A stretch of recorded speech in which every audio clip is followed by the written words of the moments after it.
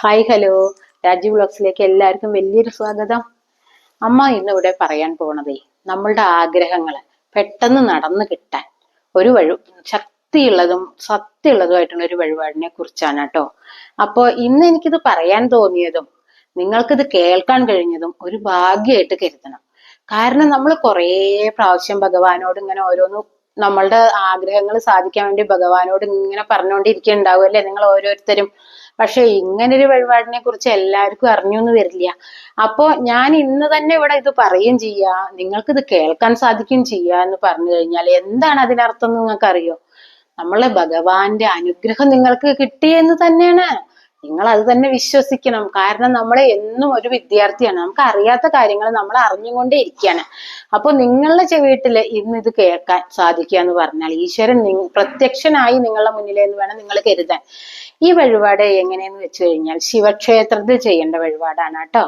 ശിവക്ഷേത്രത്തില് അപ്പോ നമ്മള് മഹാദേവൻ എന്താ ക്ഷിപ്രപ്രസാദിയാണ് അല്ലെ. നമ്മൾ എന്താഗ്രഹിച്ചാലും നമ്മളെ പിതാവാണ്, ലോക പിതാവാണ് സദാശിവൻ അല്ലെ.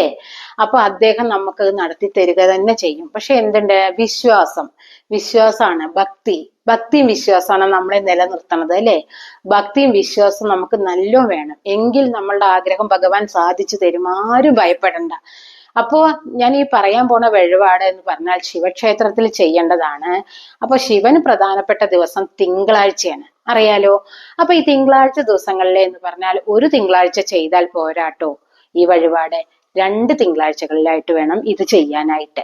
അപ്പൊ ഇതിന്റെ മുന്നേ ഞാൻ ശിവക്ഷേത്രത്തിൽ ചെയ്യേണ്ട ഒരു വഴിപാടിനെ കുറിച്ച് നിങ്ങൾക്ക് പറഞ്ഞു തന്നിട്ടുണ്ട്. ഒരുപാട് പേര് ചെയ്തിട്ടുണ്ട്. കുറെ കുട്ടികൾ എന്നെ വിളിച്ചിരുന്നു, അമ്മേ എന്താ ഇത്രയും വിചാരിച്ചിട്ടല്ല ഞങ്ങൾ ഈ വഴിപാട് ചെയ്തത്, പക്ഷെ ഒരുപാട് 3-4 കുട്ടികൾക്ക് ആഗ്രഹം സാധിച്ചു അമ്മയെ പറഞ്ഞിട്ട് എന്നെ ഇങ്ങോട്ട് വിളിച്ചിട്ടുണ്ടായിരുന്നു.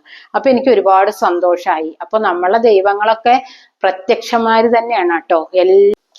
നമ്മുടെ സദാശിവൻ, അതായത് നമ്മളെ ശിവഭഗവാൻ എന്ന് പറഞ്ഞാൽ ലോകത്തിന്റെ മുഴുവൻ നാഥനാണ്, എല്ലാവർക്കും നാഥനാണ്. അപ്പൊ ലോക പിതാവാണ്. അങ്ങനെ അദ്ദേഹത്തിന് വേണ്ടിയിട്ട് അദ്ദേഹത്തിന്റെ മുന്നിലാണ് നമ്മൾ താണ് ഭക്തിയോടുകൂടി നമ്മളെ ഒരുപാട് നമ്മളെല്ലാ ഭക്തി മുഴുവനും നമ്മൾ അവിടെ ചെന്നിട്ട് ഭഗവാന്റെ മുന്നിൽ കാണിക്കണം നമ്മളെ. അല്ലാതെ നമ്മള് പറഞ്ഞു നടക്കണതല്ല ഭക്തി, നമ്മളെ മനസ്സിന്റെ ഉള്ളിൽ നിന്ന് ഉണ്ടാവണതാണ് ഭക്തി. മനസ്സിലായില്ലേ? അങ്ങനെ നമ്മൾ ഭഗവാനോട് കേണ് പ്രാർത്ഥിച്ചാൽ എല്ലാ ആഗ്രഹങ്ങളും വിധിയെ തന്നെ മാറ്റി എഴുതാൻ പറ്റുന്നതാണ് നമ്മളെ ഭഗവാൻ ശിവൻ. വിധിയെ ഒന്നും നടക്കില്ല, ഞാൻ ഇനി അത് ആഗ്രഹിച്ചിട്ട് കാര്യമില്ല, എന്നെ കൊണ്ട് പറ്റില്ല എന്നൊക്കെയാണ് പലരും വിചാരിക്കുക. പക്ഷേ ഭഗവാൻ ആ വിധിയെല്ലാം മാറ്റി എഴുതാൻ പറ്റും.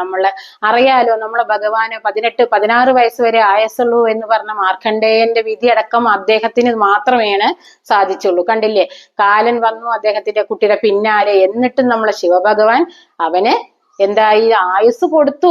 അതാണ് നമ്മളെ സദാശിവ ഭഗവാൻ. അപ്പൊ നമ്മളെ ലോക പിതാവിനെ നിങ്ങള് ധൈര്യമായിട്ട് മനസ്സിൽ നന്നായി ആഗ്രഹിച്ചു, ഏതാഗ്രഹവും നിങ്ങൾ വിചാരിച്ചോളൂ, അദ്ദേഹം നമുക്ക് നടത്തി തരിക തന്നെ ചെയ്യും. അപ്പൊ നിങ്ങൾ ശിവക്ഷേത്രത്തിലേക്ക് പോകേണ്ടത് എന്താണ്? തിങ്കളാഴ്ച ദിവസം. അപ്പൊ നമ്മള് വെറും കൈയോട് കൂടി പോകരുത് കേട്ടോ. അവിടേക്ക് നമ്മൾ എന്താണ് അവിടേക്ക് കൊണ്ടുപോകേണ്ടതെന്ന് അറിയോ നിങ്ങള്? ഒരു ഇളനീര് കൊണ്ടുപോകണം. ഇളനീര് അത് എന്തിനുള്ളതാ? ധാരക്കുള്ളത്. അപ്പൊ നമ്മൾ എങ്ങനെ വേണം പോവാന്ന് അറിയോ നിങ്ങൾക്ക്?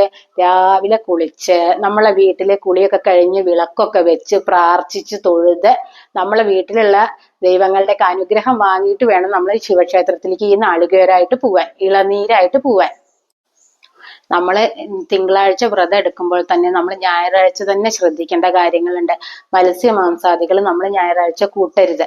എന്നിട്ട് നമ്മളെ വീടും പരിസരമൊക്കെ നമ്മൾ വൃത്തിയായി ചാണകശുദ്ധിയോ എന്തെങ്കിലും, ഞാൻ പറഞ്ഞിട്ടുണ്ട് പല ശുദ്ധികളും, ഒന്നുകിൽ മഞ്ഞള്, കല്ലുപ്പ്, റോസ് വാട്ടർ, ജവാദു പൗഡർ, ചാണകശുദ്ധി, എന്തെങ്കിലും ഒരു ശുദ്ധി നിങ്ങള് പുണ്യാഹ ശുദ്ധിയുടെ പോലെ തന്നെയാണ്. നാൽപ്പാമരം ഒക്കെ നമ്മളെ പുണ്യാഹം പോലെ തന്നെയാണ്. എല്ലാവർക്കും അമ്പലത്തിൽ പോയി പുണ്യാഹം കൊല്ലാൻ സാധിച്ചോളാം എന്നില്ല. എങ്കിലും നമ്മള് പെൺകുട്ടികളൊക്കെ ഉള്ള വീടാണ്, ഓരോ നമ്മളെ ഇലകൾ ഉണ്ടാവും, മത്സ്യമാംസാദികളോ എല്ലാം ഭക്ഷിക്കണവരാണല്ലോ നമ്മളിന്ന്.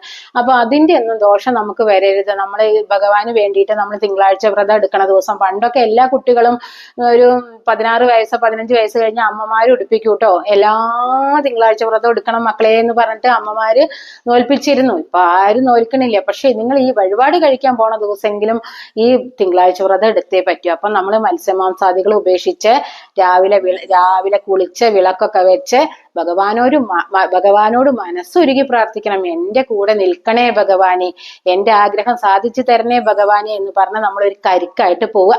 കരിക്ക് നമ്മൾ നടയിൽ വെക്കുക. എന്നിട്ട് നമ്മൾ ചെയ്യേണ്ട വഴിപാട് എന്താണെന്നറിയോ? നമ്മൾ സാധാ ശിവക്ഷേത്രത്തിൽ ചെയ്യാട്ടോ ഈ വഴിപാട്.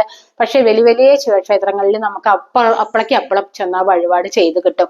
പക്ഷെ ചെറിയ ചെറിയ ശിവക്ഷേത്രങ്ങളിൽ നമുക്ക് ചിലപ്പോൾ തലേ ദിവസം വിളിച്ചു പറയേണ്ടി വരും. അപരാജിത എന്ന് പറഞ്ഞിട്ടൊരു പൂവ് കൊണ്ടാണ്. അപരാജിത ആരാന്ന് നിങ്ങൾക്കറിയോ?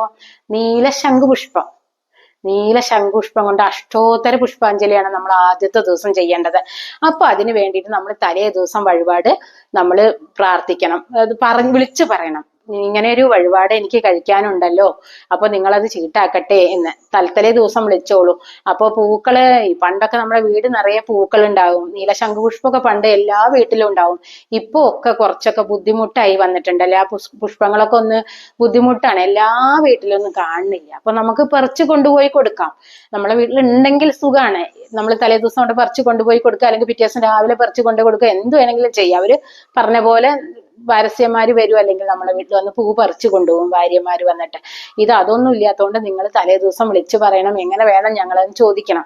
അപ്പോൾ അതിനനുസരിച്ച് അവിടുത്തെ കൗണ്ടറിൽ നിന്ന് നമുക്ക് വരും, ഇന്നെ പോലെ ചെയ്തോളൂ പറഞ്ഞിട്ട്. അപ്പൊ നമ്മൾ ആദ്യത്തെ ദിവസം തിങ്കളാഴ്ച വ്രതം എടുത്തിട്ട് അഷ്ടോത്തര പുഷ്പാഞ്ജലി നീല ശംഖുപുഷ്പം കൊണ്ട് ചെയ്യണം. നമ്മള് നീളനീര് നടക്കിൽ വെക്കുകയും ചെയ്യാം. എന്നിട്ട് നമ്മൾ പ്രാർത്ഥിച്ച് വഴിപാടൊക്കെ കഴിച്ചിട്ട് നമ്മള് വീട്ടിലേക്ക് പോരണം. പിന്നത്തെ ആഴ്ച ഇതുപോലെ തന്നെ നമ്മൾ ചെയ്യണം കേട്ടോ. ഞായറാഴ്ചകളിൽ നമ്മൾ വീടൊക്കെ ശുദ്ധിയാക്കി വെക്കുക. പിറ്റേ ദിവസം രാവിലെ കുളിച്ച് വിളക്ക് വെച്ച് ഭഗവാനോട് മനസ്സൊരുക്കി പ്രാർത്ഥിക്കുക. നിങ്ങളുടെ ഏത് ആഗ്രഹമാണോ വെച്ചാൽ അത്. ഇന്ന ആഗ്രഹം എന്നില്ല, പലവർക്കും പല ആഗ്രഹങ്ങളാണ്. അതുകൊണ്ടാണ് ഞാൻ ആഗ്രഹം എന്താന്ന് പറഞ്ഞു തരാത്തത്. എല്ലാ ആഗ്രഹവും സാധിക്കും, 100% ശരിയാണ്. പിറ്റേ ദിവസം നമ്മൾ വേണ്ടത് ശിവന് കൂവളമാല, പിന്നെ ഒപ്പം രുദ്ര സൂക്ത പുഷ്പാഞ്ജലി പറഞ്ഞിട്ട് ഒരു പുഷ്പാഞ്ജലി ഉണ്ട്. അതീവ ശക്തിയാർന്ന പുഷ്പാഞ്ജലികളാണ് കേട്ടോ ഇതൊക്കെ. ഇതൊന്നും ആരും അങ്ങനെ പറഞ്ഞു തരാത്തതാണ്, അറിവില്ലാത്തതാണ് നമ്മളുടെയൊക്കെ പ്രശ്നം. എങ്കിൽ നമ്മൾ ഇതൊക്കെ കഴിച്ചിട്ടുണ്ടാവും മുന്നേ തന്നെ അല്ലേ. അപ്പൊ ഇതൊക്കെ നിങ്ങൾ അമ്പലത്തിൽ പോയി കൃത്യമായി പ്രാർത്ഥിച്ച് വഴിപാട് കഴിക്കുകയും ചെയ്യുക. ഭഗവാനോട് മനസ്സൊരുക്കി നമ്മൾ എപ്പോഴും നമ്മളെ പ്രാർത്ഥന ഭക്തി തന്നെയാണ് കേട്ടോ, ഏറ്റവും മുകളിലെ ഭക്തി തന്നെ. പക്ഷെ ഇതിനധികം പൈസ ഒന്നും ചെലവാവില്ല മക്കളെ.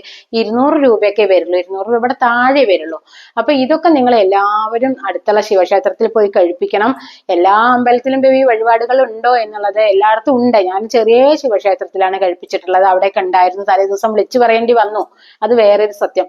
പക്ഷെ വീട്ടിലൊക്കെ അമ്മയൊക്കെ ഉള്ള കാലത്തെ നമ്മളെ വീട്ടിൽ തന്നെ പുഷ്പങ്ങൾ ഉണ്ടായിരുന്നു. നമുക്ക് വാരസ്യന്മാരോട് വിളിച്ചു പറഞ്ഞാൽ മതിയായിരുന്നു, അവർ നേരത്തെ വന്ന് പൂവ് അറുത്ത് കൊണ്ടുപോകും. അവർ ആ മാല കെട്ടി നമ്മളാ പുഷ്പാഞ്ജലി നമുക്ക് സത്യസന്ധമായിട്ട് അന്ന് അവര് കൃത്യമായിട്ട് ചെയ്തു തരും. കാരണം നമുക്ക് ആ പ്രസാദം നേരിട്ടിട്ട് വാങ്ങാനും പറ്റും. ഇപ്പൊക്കെ ഓൺലൈൻ ബുക്കിംഗ് ഒക്കെ ഉണ്ടല്ലോ അല്ലെ, അതൊന്നും വേണ്ടാന്ന് പറയുക.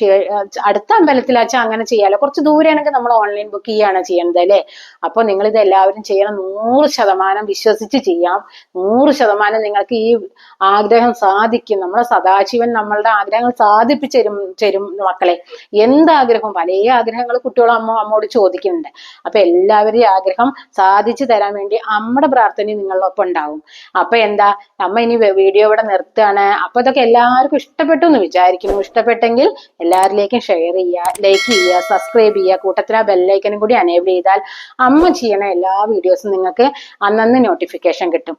അപ്പോൾ ഇനി പുതിയൊരു വീഡിയോ ആയിട്ട് വരുന്നവരേക്കും ബൈ.